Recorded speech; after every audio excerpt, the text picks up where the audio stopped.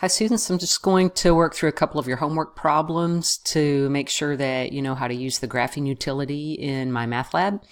So this first problem that we're looking at is from section 3.4. It's exercise number 3, which is also chapter 3, section 4, problem 13 out of the textbook, and that's what this indicator number right here means. We want to graph this linear equation using the slope and the y-intercept. So I'm first going to work this problem out on paper, then use the graphing utility online. So our equation is y equal negative 1/5 x plus 4.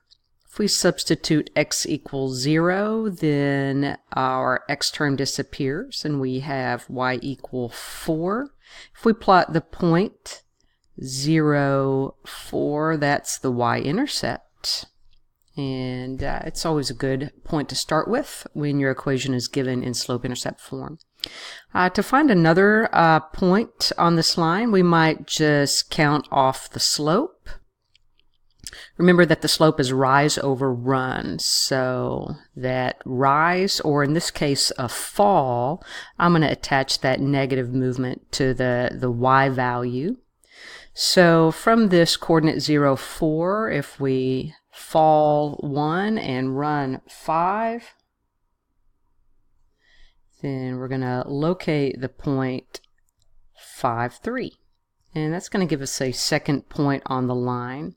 Another way to locate that point would be to just substitute an x value of 5, which would be a good choice, because as we do that, then y is equal to negative 1/5 times 5 plus 4. And if we multiply 1/5 times 5, those 5s are going to cancel out, giving us a negative 1 plus 4, or y equal 3, which is exactly the point we came up with when we counted the slope. So then go ahead and connect those points with a straight line. And let's go ahead and graph that line now in MyMathLab. And I'm just going to blow the screen up a bit.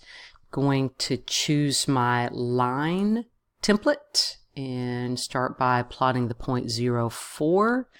And notice how when you plot that point 0, 4, that you can see your coordinates value down here. Okay, so I've plotted 0, 4. Now I want to find the coordinates 5, 3, and select, and let's check that answer. Excellent. Next question. All right, so there you have it. Just wanted to make sure that you could use that graphing utility. Good luck on those.